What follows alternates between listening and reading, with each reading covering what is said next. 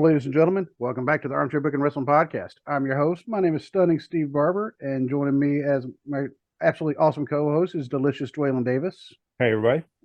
And for those of y'all watching on video, you'll see we have somebody else with us. This is Ravishing Randy Sizemore. Hello, everybody. And you've heard us talk about how we're going to be doing a series called Why We Are Fans, Why We Are Wrestling Fans. And Randy is going to be our first guest with this. And I'll give my kind of background with Randy. And when I've lived in this area now for about 9 years, been out of the Air Force for 10 years, lived in this house for 9 years. And I met Randy at church. And actually, Dwaylon is kind of indirectly responsible for this too, because Dwaylon posted to me. Actually, I made the meme, and then I sent it to Dwaylon. He's like, "Hey, I'm going to post that." And I was like, "Hey, cool." And the meme was when the New Day were about to surpass Demolition's record for tag team longevity. And I made the meme with, was it Picard holding his hand out? He's like, yeah, New Day are going to pass up Demolition. Why the hell won't they find somebody to pass up Honky Tonk Man's record? Yes. And Dwaylon posted it and tagged me in it. And then Randy came up to me the next Sunday at church. "You're a wrestling fan, huh?" I was like, "Yeah." And since then, we've become friends. And then he said, "Hey, there's an indie show on whatever Saturday it was." And he said, "Want to come out there?" I said, "Sure." It was my first NWF show. Okay. All the way in Fairfield when they were still doing it at the Union Hall. UAW Hall. Yep, the UAW Hall. And, and since I even told him, I was like, "Yeah," I said, "A friend of mine and I, we're actually talking about doing this podcast, together. We're trying to start about creating it. And we finally got it going, so, and it's been a lot of fun, actually." Yeah, it has. And so that's how I got to know Randy, and I figured, he's perfect for our series, because Randy's a very devoted fan. And he also, because we all have different backgrounds and we all have different occupations. Mm-hmm. And, that's why I was like, you know what? I'm going to invite Randy because he's going to be great. So welcome, Randy. Yep. Welcome. It's an honor to be here. No pressure. No pressure whatsoever. But before we get into the nitty gritty of the questions, I do have to go ahead and give our contact and listening info. You've heard it. You could almost do it yourself, Randy, but I'm not going to put that pressure on you. But oh, thank goodness. Okay. If you want to email the show, it's armchairbookingpodcast@gmail.com. You can find us on Facebook at facebook.com/armchairbookingpodcast. You can find us on Instagram also at armchairbookingpodcast. You can find us on Twitter at bookingarmchair. Find us on TikTok at Armchair Booking. One of these days, we'll eventually make more videos for that. Right. I do mean that sincerely. I do want to make. I've been wanting to make videos at the NWF events before they matches start, but unfortunately, they're playing background music. Mm-hmm. Yeah. And I'm not going to go tell them, "Hey, turn the music off." Right. But because then they may ask me to not come back. Yeah. But, they may well do that, but they'll just look at me like I'm a germ and they'll say no more interviews. But yeah. But if you were watching this on video, you already know we're on YouTube. That's the only video platform that I know of that we are on. However, audio platforms are on just about any audio platform you can think of. If we're not on there, let one of us know. You know what? Let Randy know. And then Randy will let me know, and I'll let Dwaylon know, and then we'll all three figure out how to get on that platform. Yep. And if you want to buy a T-shirt, not the one I have on, I'll talk about that shirt here in a second as well. But if you want to buy any of our merch, including T-shirts, phone cases, like that, if you can see it on video, and like that, go to tpublic.com/user/armchair-booking-podcast. And you can also find Dwaylon on Twitter at fat_daddy73, the Fat Daddy, because he is one half of Big and Fat, along with Big Mama, not the wrestler, but his wife. She is Big Mama, and they have a YouTube channel and a TikTok channel called Big and Fat. And you can also find my other podcast, my non-wrestling podcast, The Cubicle Chat, on just about any audio platform as well. And have I forgotten anything, Dwaylon? No, I think that's everything. What do you think, Randy? Did I get everything? I believe you got it. All right, cool. So, now everybody kind of take a breath. And by the way, I'm wearing a Wildcat Chris Harris shirt. For those of you, you can see that on the video. On audio, I just have to tell you about it. I went to an NWF show here in Mount Orb this past weekend, and actually, this is I've been wanting a shirt, but unfortunately, I'm kind of a big dude. Let's just face it, I'm just fat, and so I need about a 3X shirt. and I actually talked to Wildcat's wife, Shannon, who was like one of the nicest people you could ever meet. But she sells his merch, and I said, Shannon, do you have a 3X? And she's like, you know what? Let me look. And she bought, this is actually a 4X, but it works. Mm-hmm. Wildcat saw me holding the shirt, and he said, you got to wear it on your next podcast. And Wildcat hit Chris Harris tells you to wear his shirt. Hey, you got to wear it. You're going to wear the shirt. Yeah. And Randy, you've actually known Wildcat for a while, haven't you? Oh, goodness. It dates back all the way to my very first NWF show, which was actually a fundraiser for the high school's baseball team. I think it was maybe my freshman year of high school. So that'd be 1998, 1999, somewhere around there. They ended up doing a couple of fundraisers, won a couple seasons in a row. And he actually gave a little talk to an assembly and spoke about drugs and things like that. It was kind of neat. At Western Brown. Yeah, and we had a very young Abyss, then known as Prince Justice. And to help promote the show, he walked about our lunchroom while we're eating lunch, just kind of slapping his chest and walking around being menacing, being the big dude that he was. Right. And just kind of insulting random people and whatnot and just being a bully. It was kind of neat and made me really want to see what they were about. And I was hooked immediately with what they had to offer, for sure. Wow, because that was actually going to be one of the questions I'm going to ask you is how long have you been a fan? But apparently it's been a few decades. It's been a little while. I came in, especially when it came to the larger national and worldwide product. I have like early memories of like the early 90s or so, kind of the end of Hulkamania, but really any steady following of it came really when SmackDown came to broadcast television. Right. And I could assume my UPN viewing position with my rabbit ears and bow tie and like get this fuzzy grainy picture, and I couldn't tell if it was Edge or if it was Christian, but I could tell what they were doing. I could make out that much. And I had to suffice on that until a couple years later, until we got cable. But right about that time, NWF came in as well. And then shortly thereafter, I got my license and kind of started chasing their shows a little. Yeah, that would definitely make a difference, being able to actually not have to rely on somebody like your mom to take you.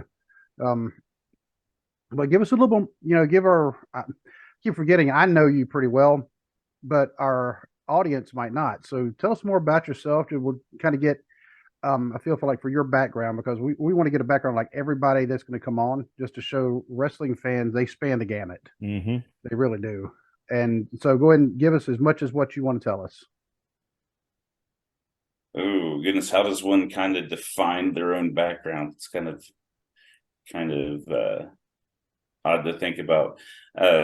I guess a lot of people start with what their occupation is. A lot of people kind of identify themselves by what they do to a certain extent. I've been an EMT for a number of years, a little over 19 years. I tried to not let that be the identifying factor of who I am. Also a follower of Christ. I was kind of late to that. I didn't start that till I was 20. That definitely has influenced my views on things, and even things as to how I might view or partake in a wrestling event, or where I might even choose to go see one.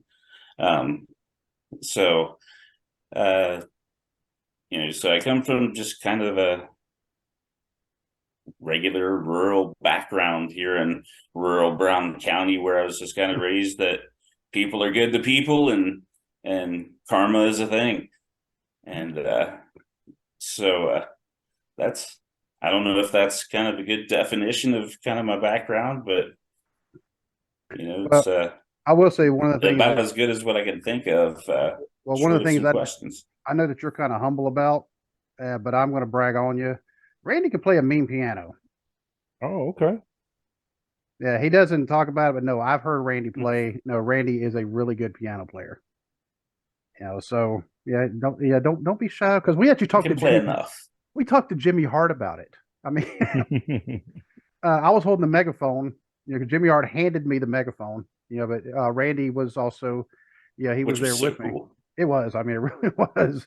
But then we were talking about, that. I said, yeah. I said, Randy plays piano. Jimmy Hart, really? And I can't do his voice. I don't think I can Right. get my voice that high. But yeah, that his really high voice that's not false. I mean, that was him. It was kind of surreal to hear it just like right next to you. I didn't realize that he was as small as he was. Like I knew he was a short gentleman, but I always thought that he looked kind of a little extra short because he was next to very large men. And until we stood next to him, and then I was like, we're large, but not in the way that the wrestlers are. Right. And he still looked kind of like a rather short fellow, but he was one of the friendliest wrestlers I've met in person, as far as anybody who's been on the national and worldwide stage, easily. I think Dwalen's met somebody in person who's even bigger because we've heard Oh, this. yeah. Yes. I met Mabel, Viscera, whichever Big Daddy V, whatever you want to call him. I was working at a gas station in Hopkinsville, and there was going to be a show at the National Guard Armory there. And I turn around to wait on the next customer, and it is literally the biggest human being I've ever seen in my life. That is the biggest white suit that I've ever seen. He's wearing a solid white suit, and I'm like, "You're Mabel." He's like, "Yep." And we talked for a few minutes, and then he got into the biggest Cadillac I'd ever seen and drove off. But it was just TV did not do him justice. He was just massive. It's like he just blocked out everything. And Randy, so you mentioned meeting Chris Harris and meeting who would later on become Abyss. Can't imagine what it'd be like to be. Go ahead. Yeah, we had a little bit of a delay right there. Well, my apologies. I think my internet connection faltered for a moment. You know what? It happens to me and Dwaylen all the time. Oh yeah, yeah. Like, I don't know what's going on with it, but it'll be fine, and then it'll just start lagging. I don't know why. So you mentioned meeting Chris Harris and Prince Justice Abyss at the school, and but you'd seen other things. Now, what kept you hooked besides just you were able to meet these guys?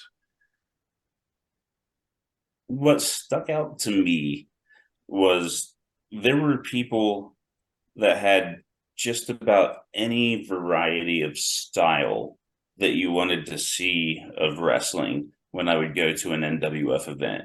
If I wanted to see people that were doing some old school classic chain wrestling, I had that there.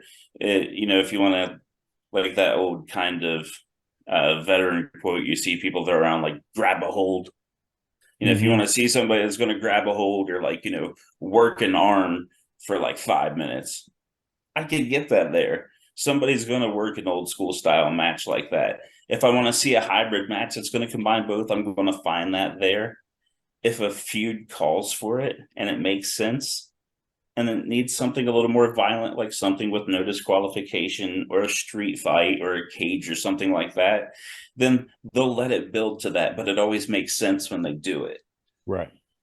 And so you got to see all these different styles and people that were also all these different skill levels, people that were kind of early on in the card and may be, still training and maybe wrestling under a mask, and later you see them come out and familiarity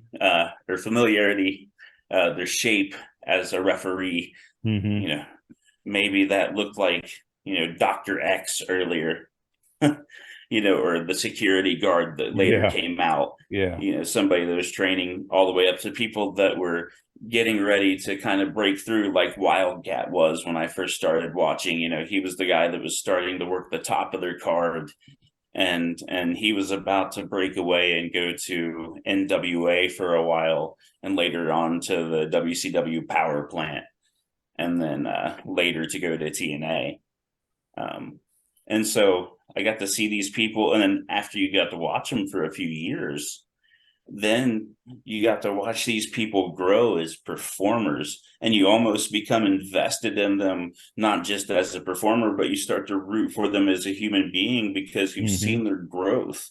You know, you've seen them go from somebody who had maybe a rough idea or even no idea of who they were as a character or as a wrestler, and they're just going out there with just kind of the basics and just kind of figure it out. And then you see where the light starts to come on for them. And then, you know, you get like 2, 3, 4 years down the road, and here they are really hitting their lick, man. And like, you're enjoying them as a performer, and then like as a human being who's watched that growth, you're like inwardly really proud of them too. And so you get that secondary draw, because now you feel almost, even if they don't realize it, you almost feel this interpersonal connection with them, because you've got to watch them kind of grow up as a performer, and sometimes even as an adult. And it's just really gratifying to see. And their booking has always been such to me, with a few exceptions here or there. It always seems to make sense to me. I've never really seen like senseless violence if they're going to do something that's hardcore or no DQ, you know. And I like things like that. I like it when high spots make sense, and when matches tell stories, and they've really put an emphasis on that and being family friendly as well. And it just resonates with me really well. So, who have been some of your favorite wrestlers? It could be NWF, it could be WWE, AEW, WCW, anywhere. I guess that has to be kind of broken down into several pieces, because it's so hard, you know, because there are definitely distinct eras.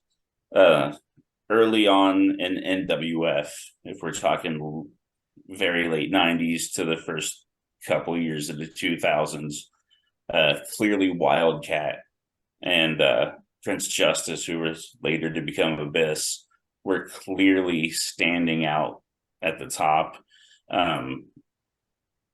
Prince Justice at that time was actually fairly overweight, and yet he had this motor. Like, he was never blown up, man. It was amazing. He moved like he did when he was the much smaller monster Abyss. And like, he could move like that when he was carrying substantially more weight. And before he had gotten into condition, he was like, his motor was always there, and his psychology was always there. And he was so good on the mic. Like he could tell you to go to Hades and make you excited for the trip. Like, he could sell you anything, and including next month's seat at that show. Right. And so clearly at the beginning it was them. Later there was some young upstarts, a gentleman who was local that I'd seen grow up with my brother, named Nick Rivers. He was kind of a high flyer, and he was fun to watch. And then without naming the names of all the members, there was a faction called the Young Lions that had a lot of mileage and a lot of years there. I was a fan of Brian Stone for a long time. A gentleman named Brian Beach, who wrestled for just about every greater Cincinnati promotion, and from what I've heard is sometimes controversial, and that I don't know, but regardless, I've always enjoyed his work. Going into the promotions that we all know, early on in WWF, later WWE, Jake Roberts always captured my attention. Same. Because to kind of steal or paraphrase Paul Heyman and Beyond the Mat, he had this ability to just reach through the screen and captivate your attention. He did. Yeah. He rarely ever shouted. Yes. Rarely ever shouted. He always talked in this hushed, deliberate way that drew you in, and you had to listen to him. because he wasn't shouting at you. He didn't have to shout his message. You needed to listen to his message because of how he delivered it. And he did it with such grace and such wonderful inflection that you couldn't help but to be drawn to him. And then, of course, as a child, the snake is always a draw. Oh, yeah. And then you kind of got the counter to him. I liked Macho Man so much because he was just this large in life, over the top personality. And who doesn't like the Macho Man? Exactly. And then I have that little gray period there that goes until like late 90s, end of the Attitude Era, beginning of Ruthless Aggression. And I start following people like your Buff Bagwells, Rey Mysterios, some of the Triple H once he started becoming the Game, Y2J, especially when you had the beginning of Evolution as a faction together. That was really, really cool because, to me, coming into wrestling when I did, that was almost like my modern day Four Horsemen. Right. It had your two seasoned vets and your two younger guys that are kind of getting the rub there. And they both go on to be huge stars, but they took such a long time telling that story. And which is, I think, an art that gets lost here and there, sometimes for long periods, depending on what promotion you're watching. Yeah. But they took a really long time telling that story and breaking that apart. And it took a couple of years to do that. And they got a lot of mileage out of it, and it was so satisfying to watch those people. I was very invested in the feud with the Dudleys and the Hardys and Edge and Christian, and the varying variants that they had of that, starting from about right around the first TLC match on is when I kind of was really starting to get to where I could see the pay-per-views and stuff. I unfortunately missed their, I think was it No Mercy 2000 ladder match? Yes. Yeah. I did catch that later, years later, or it might have been WrestleMania 2000. But yeah, because 99 at No Mercy, Edge and Christian and the Hardys had their ladder match, and then they had the Dudleys got pulled in, and they had the triangle ladder match at WrestleMania 2000.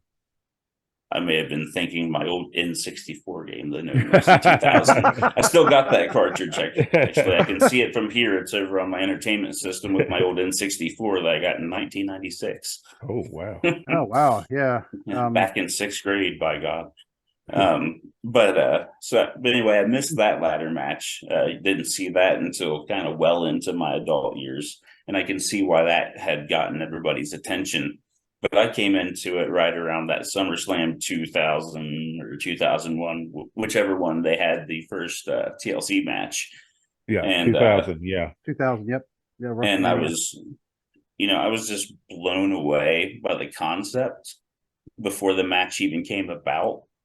I wasn't sure how you could execute something like that in a way that wasn't over the top violent. And I didn't know that if you were as over the top violent as you'd have to be to execute that match, if frankly the performers would be able to handle it. And they delivered in spades. When you have me literally on the edge of my couch and jumping up and down and oohing and ahhing in my living room, and there's nobody else to see me. I'm not trying to impress anybody or react for anybody. Right. And they got me popping in my living room. Like that's hard to ignore. I loved Kurt Angle a lot. Was always impressed with his motor. Was like never blown up. Always seemed, even though he would appropriately make himself look worn out or tired, you could always tell he had about the same amount of power to do anything at the end of any given match that he had in the beginning. Oh, yeah. Yeah. And that always impressed the crap out of me. I mean, the list goes on currently, to skip forward so I don't ramble too much. No, you're fine. You're fine.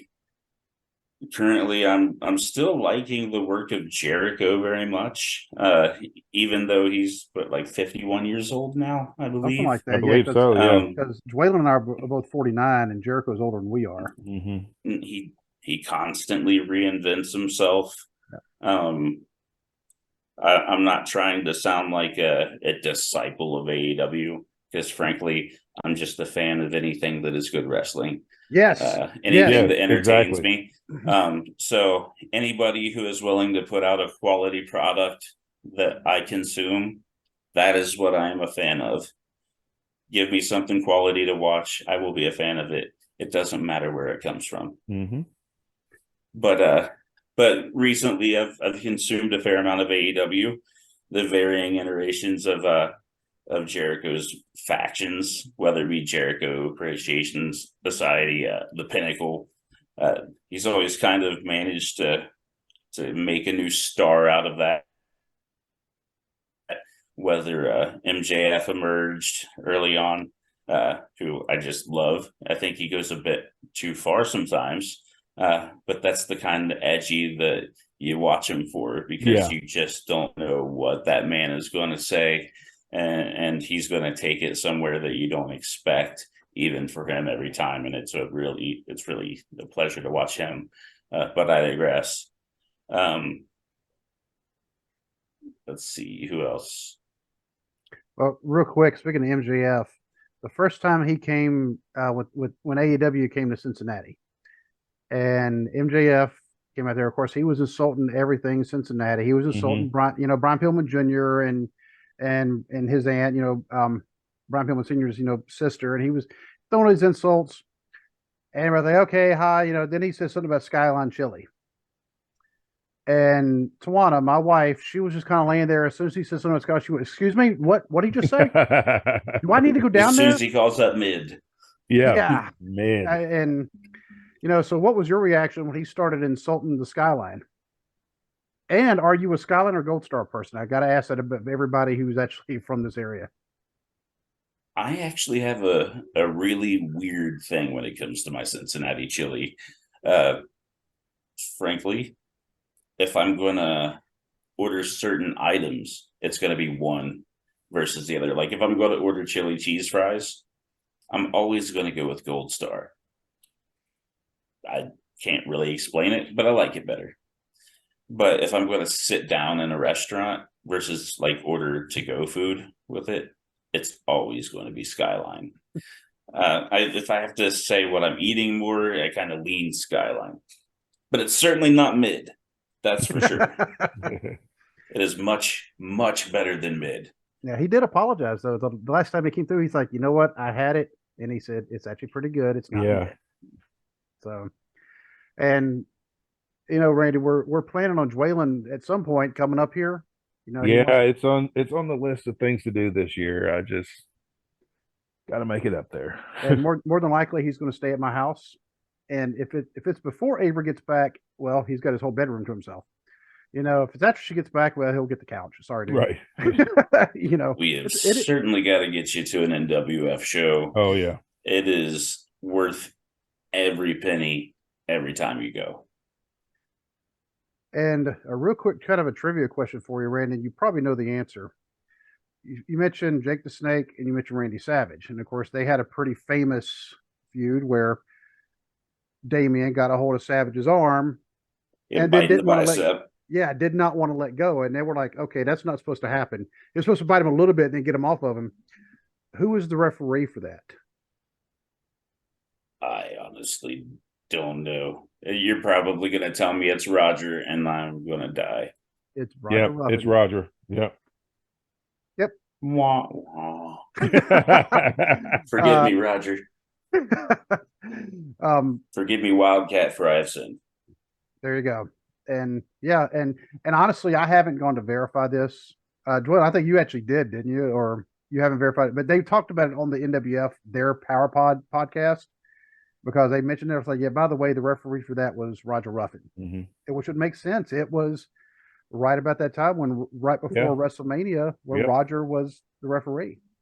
So, and Roger, he was a referee for the very first match and the match with Brett and Roddy Piper. But the very first match was Heartbreak Kid and Tito Santana. Yep.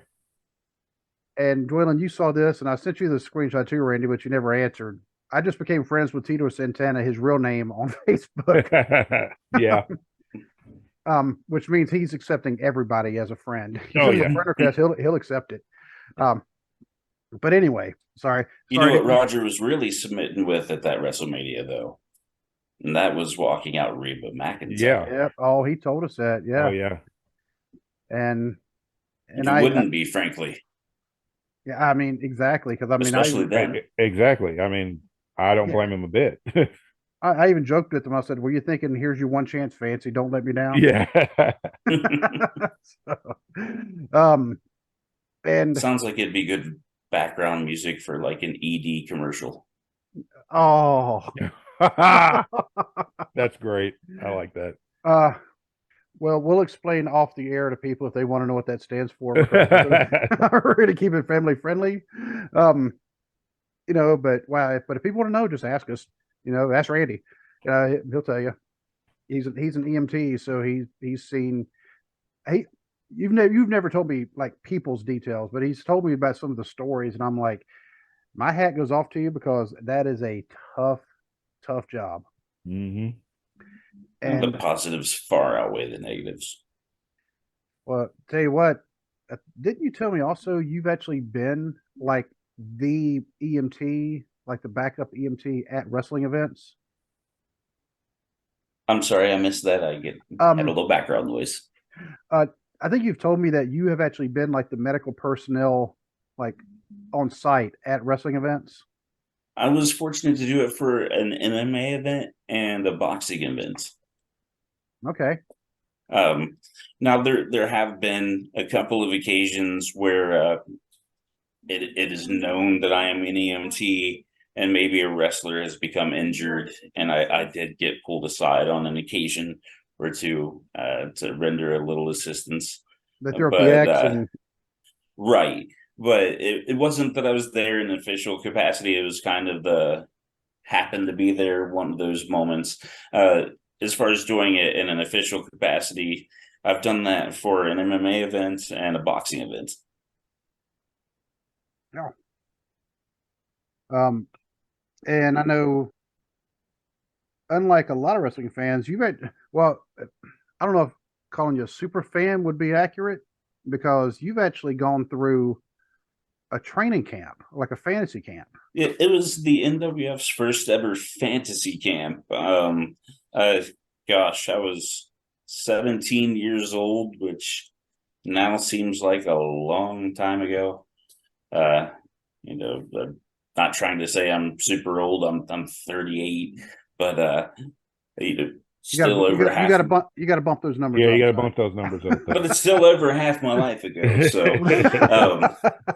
I went to their first ever fantasy camp. I can remember it was from 10 a.m. to 4 p.m. And basically it was a crash course on what it was like to do some of their training. So they had us doing some of their exercises that they're doing out of the ring, like their cardio conditioning and calisthenics and things like that. And then they had us doing some of the in-ring basics, like how to do back bumps and how to run the ropes appropriately so that they don't throw you to the ground. Right. They were having us go into turnbuckles and take hip tosses and things like that, and just doing some basic holds and different bumps. And then we got to do like a short match. They also had us referee a match. It was right around the invasion angle with WCW, ECW. And I happened to miss one of the guys putting their foot on the rope and counted to 3. And they accused me of being an alliance referee for that. But it was a lot of fun. It gave me a lot of respect for what they do. It also helped me realize that maybe I'm better off being a fan. I mean, so I've always thought about, maybe I could be a manager, but like you said, Roger expects the managers to take bumps too. And I think Yeah. if I took a bump right now, it would like probably cripple me. Oh yeah. If I took a bump right now, I would just probably just go to just explode into dust. Well, I would watch the ring give a little when they would Hmm. land, and and I expected it to be kind of a shock when you landed on it. But I thought with the amount that it looked like it gave, it would have been a little less jolting than it was. Hmm. And boy was I surprised. Uh Especially I got picked up by this gentleman. He was billed as 375 pounds. Uh they have a battle royal in his name every year. The man's name is Dozer, and Dozer, he yep. was just a behemoth of a man. And at the time, I was going about 240 pounds, and we were taking body slams. Dozer was standing in the middle of the ring. We were lined up along the ropes, and then we would go to the turnbuckle. I was number 3 in line. Number 1 walks out there. He just kind of picks him up. They'd given us some instruction of where to place our hand to help support the rotation and everything, and assured us that he was going to support our head so that we didn't land on it. And so first guy goes out there, takes the body slam bump, gets up, rolls out. Second person is this little tiny wife of this wrestler. And I mean, she was just scared as crap to be there anyway.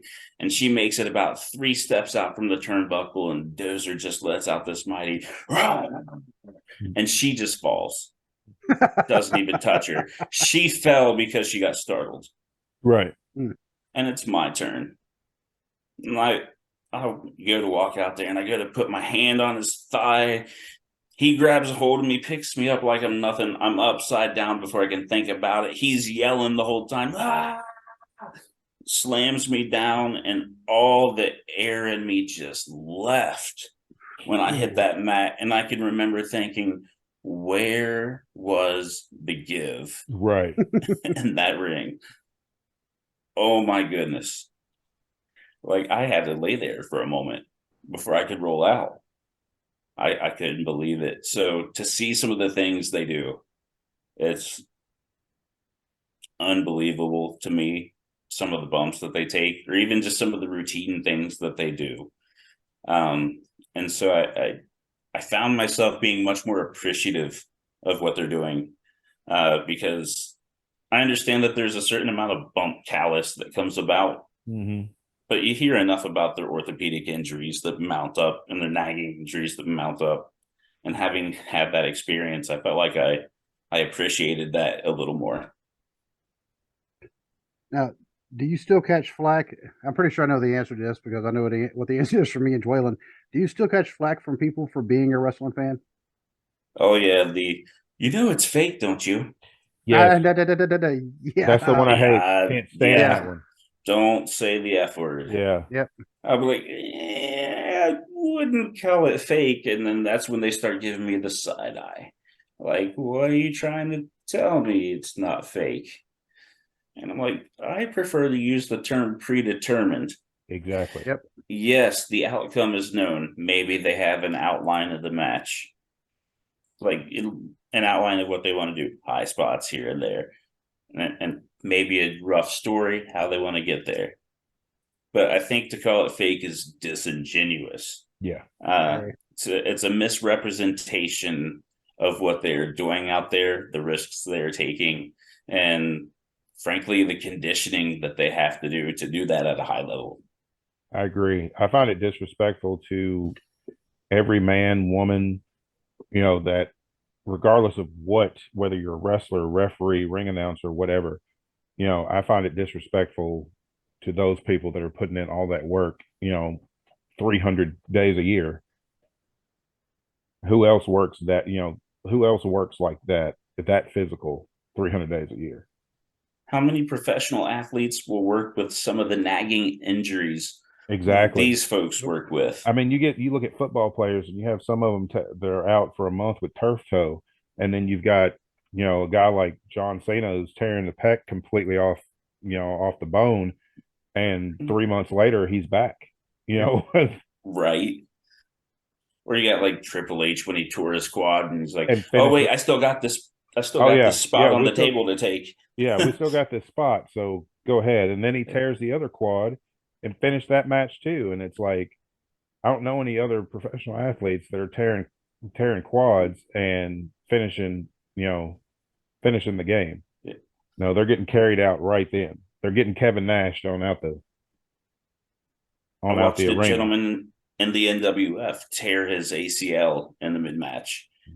Clearly was torn, was immediately purple all around it, and finished the match on one leg. Looks like one time in ECW, Sabu tore his bicep. Oh, you could see it. Yeah, and he was running the tape around it. Yeah, he stopped long enough to put the athletic tape around it, and then went another 15 minutes in a barbed wire match.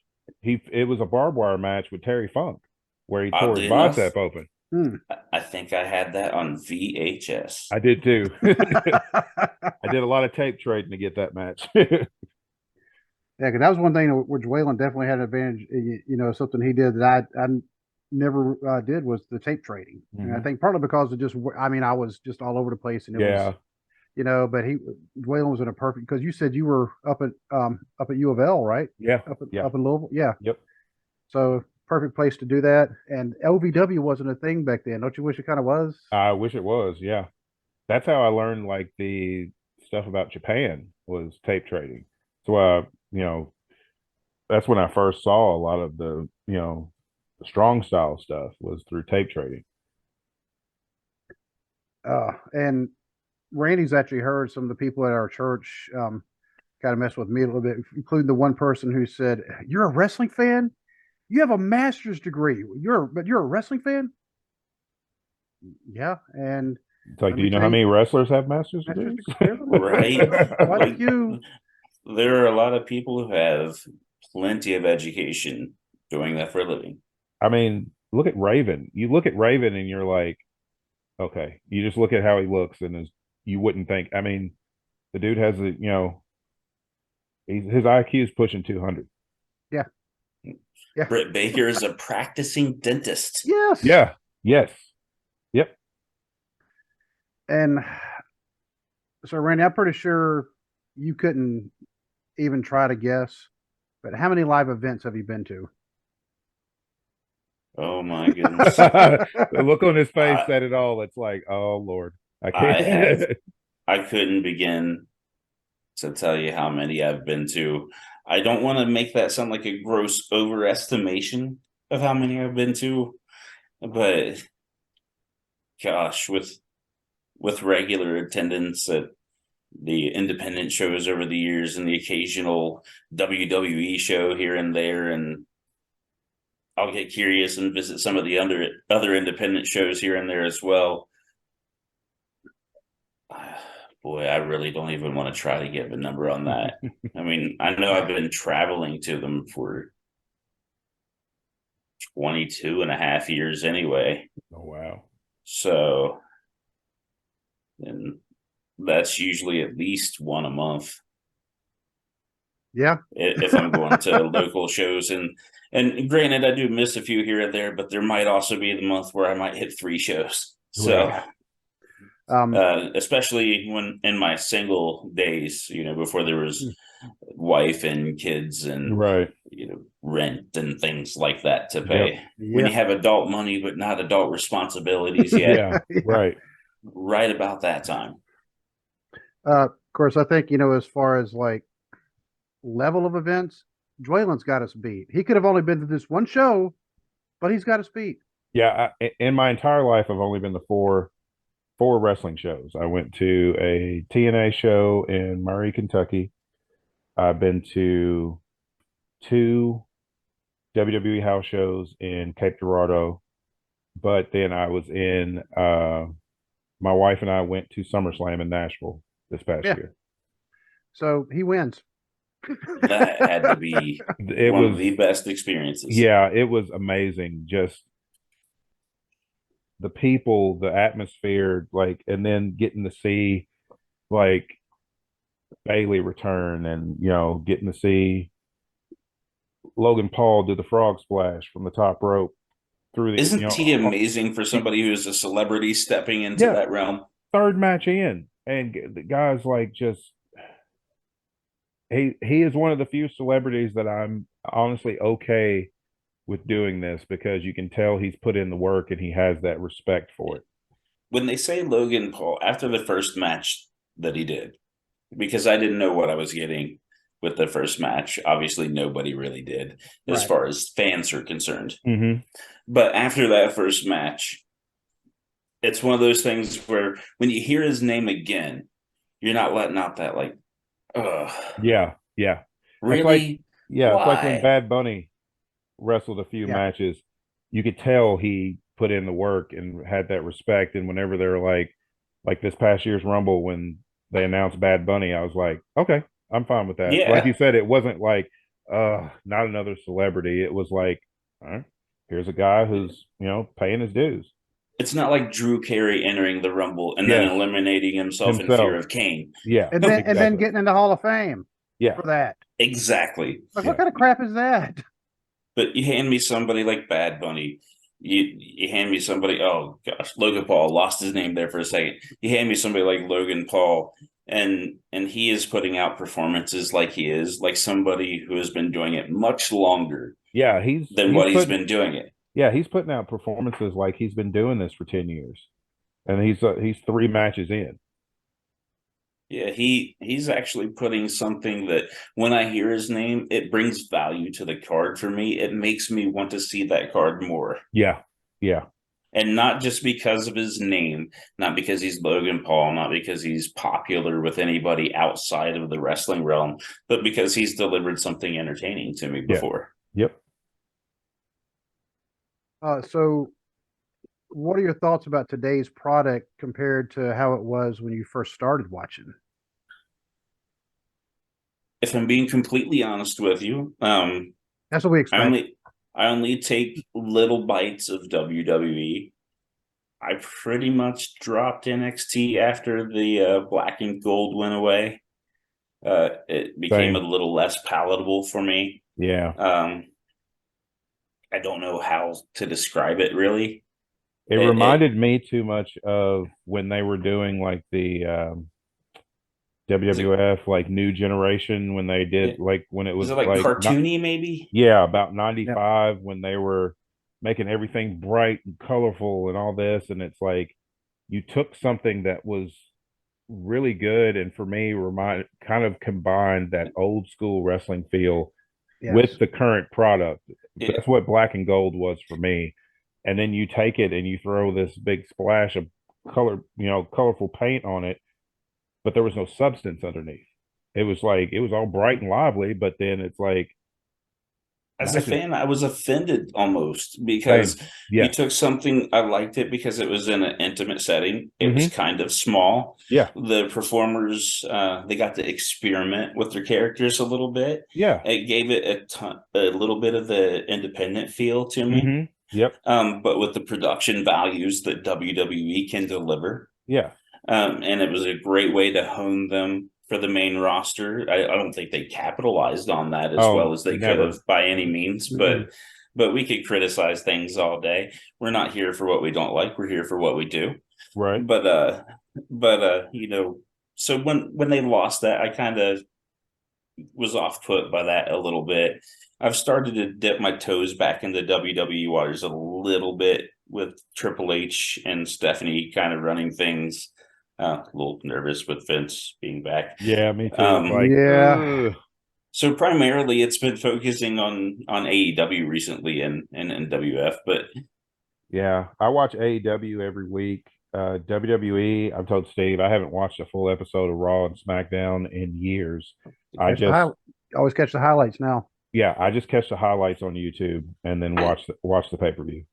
Yep. I have some media sources that I kind of brush up on to make sure ones that aren't just clickbait. Right.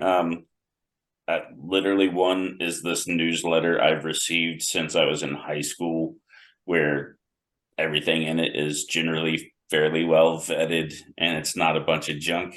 And I'll keep I'll keep up with WWE that way. So I couldn't tell you much about what's going on with them from firsthand knowledge, and I can't tell you whether I'm really liking it much or not. Right. Because they're not making enough noise to get my attention right now. Yeah.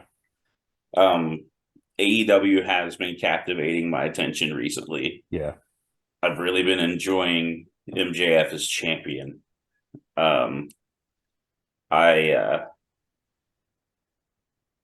Even though with what some of it is saying, oh gosh, my words left me. Even though he says things that are sometimes controversial, he knows when to dial it back at that right moment where he gets it's like a super short, sticking little jab, and it comes right back out. You cross that line for just a second, and then dial it back just that fast. Yeah, it's like, here's the line, and he does this, says what he has to say, and then jumps right back over. Like you said, it's like he knows exactly when to pull it back. He's like that toddler that has to do it one more time, and then they're done. Yeah, he's like my 4-year-old that has to have the last word. Just cute enough you let him get away with it. Yeah. And it's like that. And so sometimes my sense of humor goes that way a bit, and so I enjoy that. I've been enjoying watching the trios combinations that they've been doing in AEW. Yeah. The trios matches I was concerned about when they came out with the titles for that, because I thought you had like Death Triangle and you had Young Bucks with any one of their friends with them that could have done it. And then I was like, well, who else? But they found ways to make that really interesting. Doing the best of 7 series thing is kind of cool as well that they're doing right now. I think that's really interesting. Gosh, frankly, one of the things that I've been liking, not to sound like a mark for AEW, I'm just a mark for entertainment that I like. One of the things I like about them is that not every match has a story. Like, it doesn't have a storyline going into it. Right. Sometimes the matches that don't really need to have a story, sometimes I just put together a good match because it's a good, entertaining match to see. Exactly. And sometimes that's all I ask for. I don't need every single match does not need this long, drawn out story. Sometimes I just want to see 2 excellent wrestlers have an excellent match. Right. I like that most of the time on Dynamite, the way I call it, or the way I say it to Steve when I'm talking to him about it, is they open with a main event and they close with a main event. Yes. Yep. Because like a lot of the time you'll get, here's the intro to the show, and then it's like, hello everybody, this is AEW, and here's the match. Ding ding. Yeah. There it is. Yep. Like, these 2 people are coming out right now. One of them's already in the ring. The other one's coming out right now, and here we go. And I love that they do that and they get right into the match. They don't start every show with a 20-minute promo. They do their promos, but they'll drop it in the middle of the show. Right. Kind of give you that palate cleanser from where, okay, I've seen some great wrestling here, and then we're going to have this promo and kind of calm everything down, so to speak, and then we're going to ramp it back up to get to the main event. And generally speaking, their promos are short. They're concise. Yeah. They give you the information that you need, and then they get out. Yeah, exactly. And I love it. It's not overdone. And that is just really refreshing to me. Yes. I like that they have, kind of like I mentioned with an NWF show, they have any style of wrestling I want to consume. If I want to see Japanese strong style, well, they have Japanese wrestlers coming in. Yeah. They have people who have experience in Japan, with people like the Young Bucks, Kenny Omega, one of my personal favorites, Adam Page. Yeah. But they also bring in the Japanese stars, and they can work a strong style match. There'll be people that I've never seen before, but they'll come in and have an amazing match. And so, I can see technical stuff. I can see strong style. I can see high flying. Frankly, I'm a fan of Aubrey Edwards, the referee. Oh, me too. Yeah. Nobody ever buries her. Nope. And I love that. she takes like this authoritative pose. Yeah. And like everybody will look at her like they hate her, but they have fear stricken into their hearts by Yeah. her. Yeah. And I love that they never bury her. And like, there's obviously more than coincidence that she is in every Jericho match there is. Yeah. No. Of course, it's almost like an unwritten feud between the two of them. I enjoy watching because they're always going back and forth at each other. There's one particular quote, I think it was in a stadium stampede, where he called a, I'll omit the expletive and censor it, but he just looked at her and said, "You're a crappy referee," just after something where she had admonished him for something. So like, they've even made me a fan of a referee who really, if they're doing a good job, is kind of disappearing into the background. Yeah. But at the same time, she does such a good job, you can't help to be kind of drawn into her presence. Yep. That's true. It's not that everything they do hits, because sometimes they let off some real stinkers, like the exploding ring. But they also address that. They let Moxley address that on the very next show. They can't build an exploding ring worth of crap. Well, that's what I was telling Steve about. So I like that. They'll own a mistake. Yeah. They acknowledge other companies exist. Yep. They acknowledge their people have been there. Yeah. They give me something to be excited about.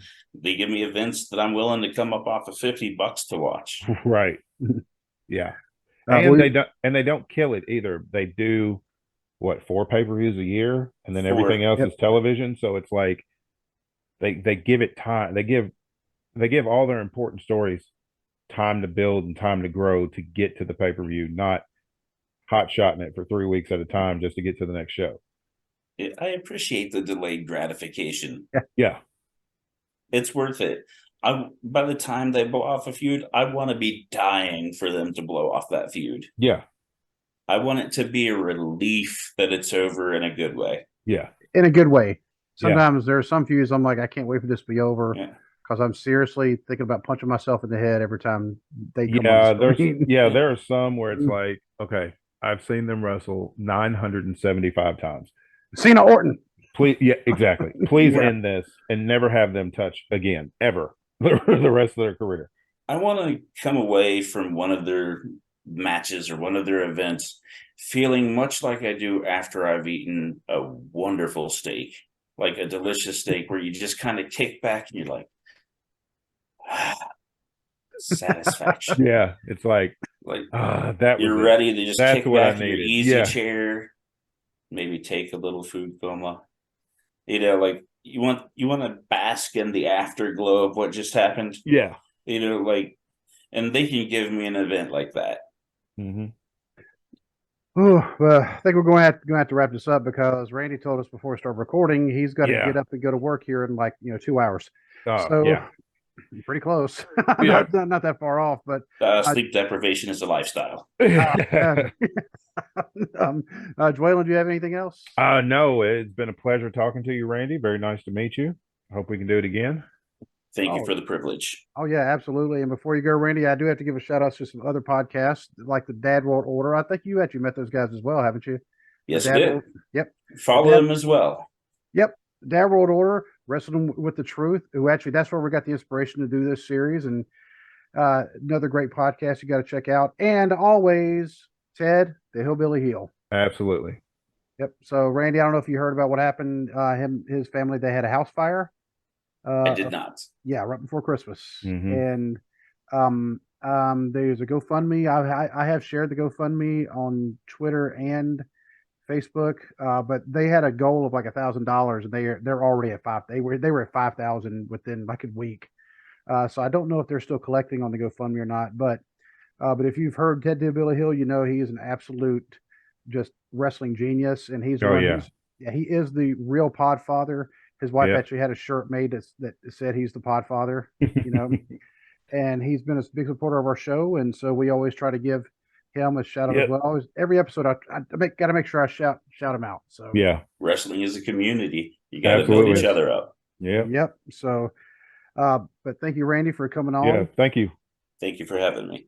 Yep. And we'll have to have you on again. You know that. So, but until we meet again, good night and God bless. God bless.